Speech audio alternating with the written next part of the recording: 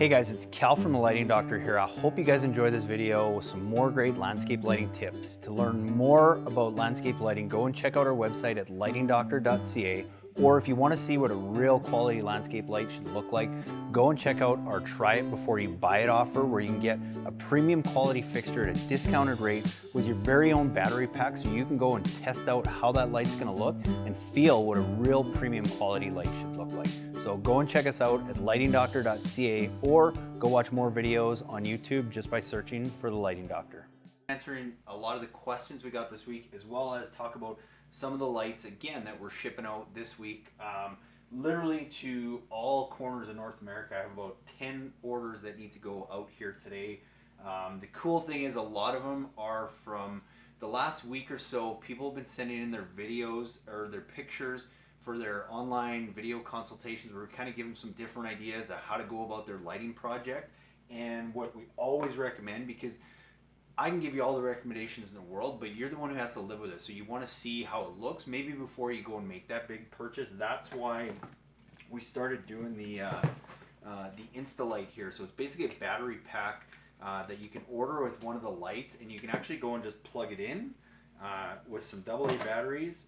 And then you can actually take that light all around your property, and you can go see what's going to look good based on those recommendations. So about 6 of these orders are all our Try It Before You Buy It lights or Try It Before You Buy It kits, where people are going to be able to go and test these out and see how it looks and see if the recommendations that I'm making actually make sense, or if I'm just full of crap. So real good chance for you guys to go and test those, as well as I always get asked, what's the difference in quality between these lights and what you go buy in the big box stores, or even some name brands that they sell in the big box stores, and what's the difference?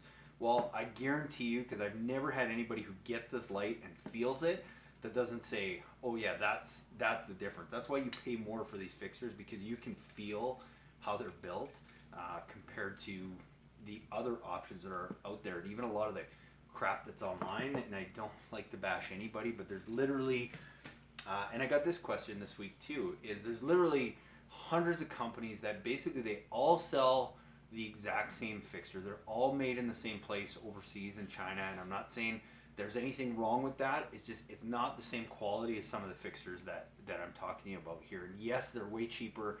The lighting effects are going to be very similar to what you're going to get from something like this, but the longevity and the quality is not going to be there. The efficiency, so when you're designing a system, I get those questions all the time too. Well, how come my lights aren't working? Blah, blah, blah. A lot of times, because what it says on the box is not the actual efficiency and output of the light, so it causes all kinds of issues. And all I'm doing, guys, is I'm telling you the stuff that I get called out to repair all the time. It's like a broken record. It's the same thing. A lot of times, 30-second conversation on the phone, I can usually tell what the issue is before we even have to go out, just because it's typically all the same stuff. And what we do is we just stay away from the stuff that we always have to get called out to repair. So hopefully that gives you a little bit of conviction or confidence in what we're selling. But if you don't believe me, go ahead, get the Try It Before You Buy It light, test it out. If you don't like it, send it back. You get your money back, but at least you can see what a real fixture feels like, but then also what it looks like with the battery pack. So we got a bunch of that going out. Cool thing is we got an order actually from a guy who was one of our earlier orders early on, probably back in 2016, 2017, who bought a complete kit, and now it's 2-3 years later and he's still adding on lights. So we've got a bunch more of our path lights behind me that are going out to him again, because he wants to add on. And that's one thing I always talk about in the videos, is if you're not sure where to get started, start smaller, start with what you know, what you like, focus in on a couple areas, and then you can always add on later if you've planned for that correctly. Which brings me to another order that we're sending, where was it here, out to Georgia. Guys, a great property, so many cool things that we can do on it, but it gets expensive. I mean, he's looking upwards of 40 lights. He's going to be spending $4 or $5 grand on lights, and he's maybe not quite ready to spend that yet. So he said, well, where can I get started? So we did the consultation for him. We had everything outlined, and we said, well, you know what? We can cut that budget in half if you just focus on doing some accent lighting. So if you're just going to use, some uplights to highlight some of the architectural features, some of the trees, and again, focusing in on one or two areas of the house or the property instead of trying to light everything or just putting one light way out in this corner and one light out way in this corner. You're better off just saying, hey, I'm going to focus in on this area and make it look just perfect.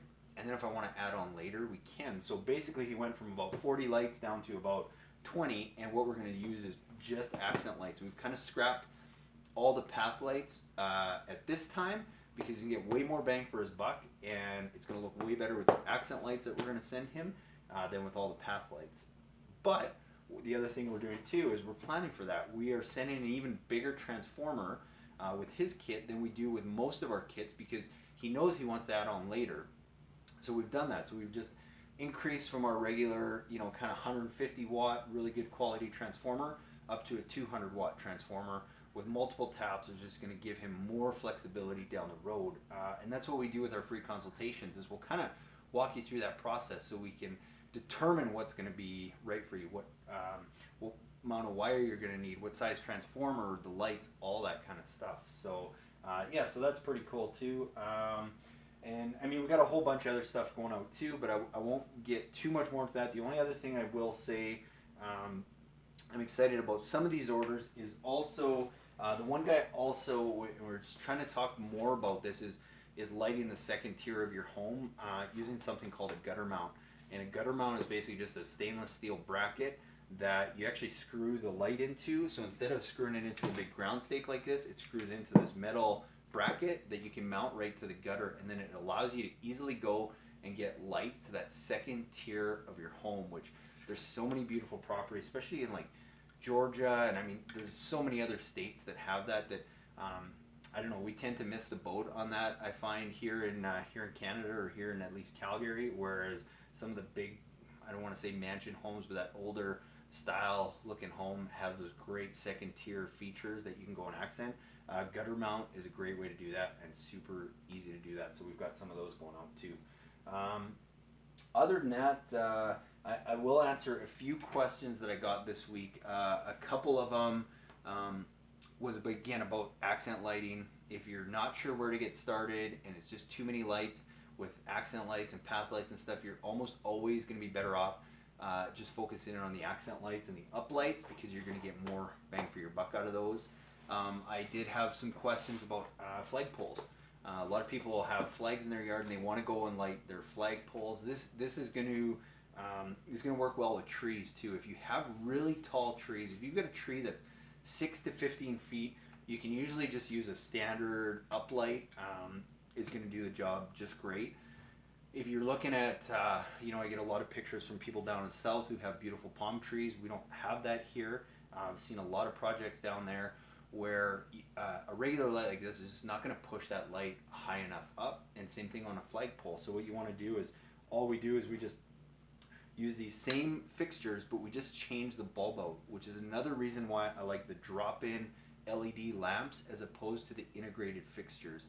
There is some benefits with using integrated fixtures where the LED board is built in, but if you're not sure where to get started with a drop-in bulb, you can go and you can easily swap out that bulb to get the effect that you want. Whereas with an integrated fixture, you need to kind of know ahead of time what light to purchase to get that effect. And if you don't, well then you got to go and replace the whole fixture. You can't just replace the bulb. So with a flagpole, with a tall palm tree, we usually just say, hey, increase the intensity of the light from, what would be maybe a 4 or 5 watt LED to 5, 6, or 7 watt LED, and narrow the beam on that. So instead of like a standard 35 degree, you're going to narrow that to maybe a 15 or 25. And what that's going to do is it's going to push that light farther up the tree.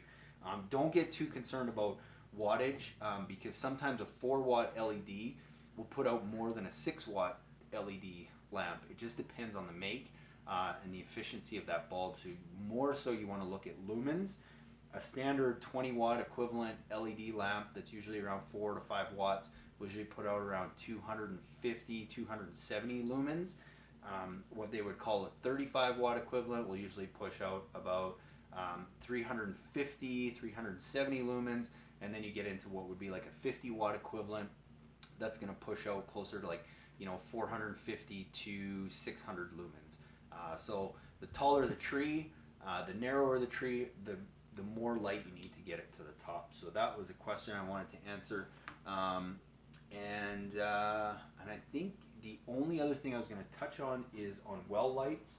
I do have an example here. So basically a well light, like I talk about in some of my videos, it's basically an in-ground fixture that just goes right in the ground so that the top of the light is level. So anywhere where you have grass, a high maintenance area where you need to accent something, this is going to be your go-to light, because you can easily just run a mower over this. The kids can ride their bikes over it, and it's not gonna break. These do cost more because they have to be in the ground and concealed to work properly. So they're built a little bit more watertight, and there's a little bit more to them.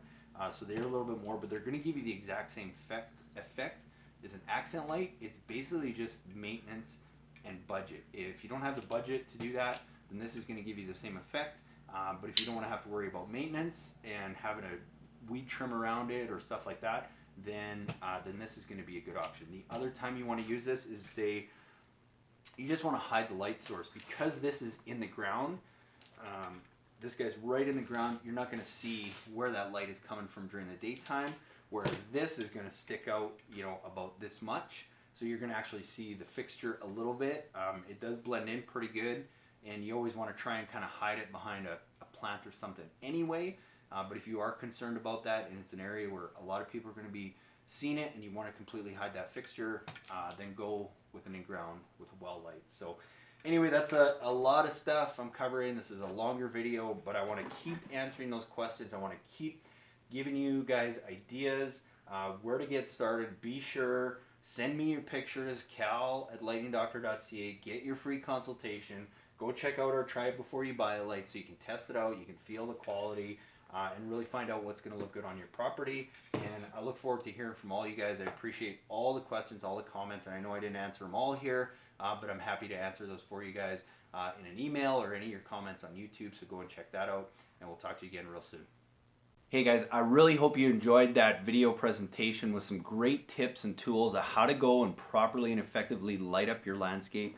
And be sure, if you want your own free consultation video, just send me an email at cal@lightingdoctor.ca with a few pictures of your property, and we'll get back to you with some really cool ideas and ways to go and effectively light your property. And be sure to watch the videos after this one for more tips on how to install landscape lighting, as well as how to light up your landscape the best way possible.